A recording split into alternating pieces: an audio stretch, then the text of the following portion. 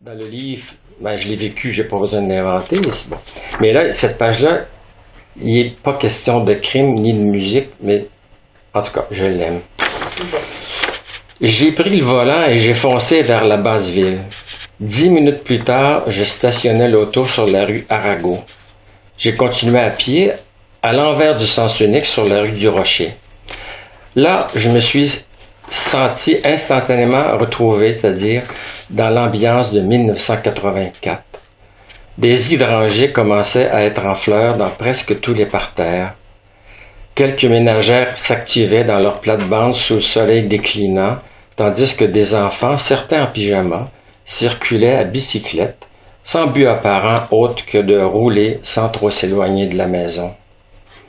Des vieux étaient assis dans les marches des perrons et sirotaient du thé ou du café dans des tasses grosses comme leurs poings. À l'intersection de la rue Joliette, 3 ou 4 voisins étaient pieusement rassemblés, bière à la main, autour d'une Ford Mustang, flambant neuve, capot ouvert, et discutaient sans doute de cylindrée plus que de voyage. J'entendais quelqu'un clouer quelque chose derrière une maison. Des fenêtres ouvertes laissaient reconnaître des émissions de télévision ou de la musique de jeunes.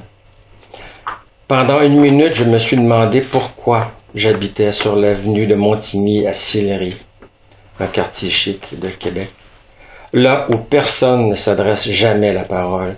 Là où tout est clean, où il n'y a pas d'hydrangée en fleurs, où il n'y a jamais de bruit à part celui des moteurs de BMW ou de Mercedes, autant dire le silence.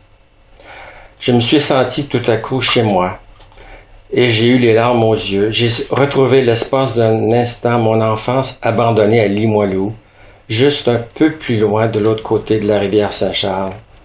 Ma jeunesse laissée volontairement de côté pour cause d'un emploi de professeur d'université bien payé, d'une situation de musicien qui a déjà joué sur 2 continents, mais qui ne joue plus, et qui, au surplus, n'a jamais été célèbre.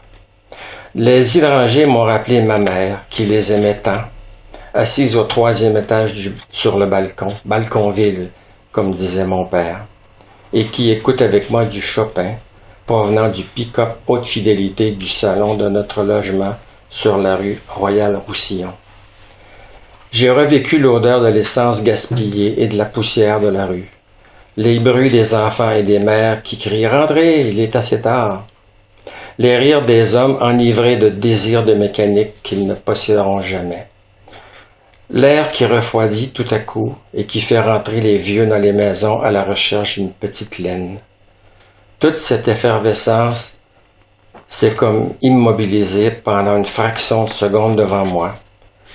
Au milieu de ces étrangers familiers, je me suis senti plus seul que jamais. Et voyez-vous, je suis un peu là-dedans. Hein. Le musicien qui a joué sur 2 continents, c'est moi. Le prof d'université, c'est moi. Le prof d'université bien payé, c'est moi, même à la retraite. Et voyez-vous, ma mère est là aussi. Les hydrangées, c'est vrai. Si on enlève ce qui est vrai dans mes livres, il ne reste pas grand-chose. Les crimes sont inventés parce que c'est des livres. C'est les vôtres, pour le coup. Mais en même temps, c'est ma vie. Plus ça va... Mes premiers livres, non. Mes premiers livres étaient 100% inventés, de fiction. Mais plus j'écris, plus je m'investis moi-même. C'est ça. Pour les détails. Ouais. Parce que le trésor est là. Ouais. Il est peut-être pas grand, comme celui de Victor Hugo ou de, je sais pas... bon. Mais c'est le mien. Je peux pas tout chercher là. Parce que il est là. Voilà. C'est ce que j'essaie de faire. Ça peut être que les sensations de quelqu'un qui a vécu dans tel quartier ou telle rue et qui retrouve. Parce que en fait, c'est ça, il retourne. Le personnage retourne dans un milieu qu'il a déjà connu et c'est ça. La nostalgie, ben, c'est...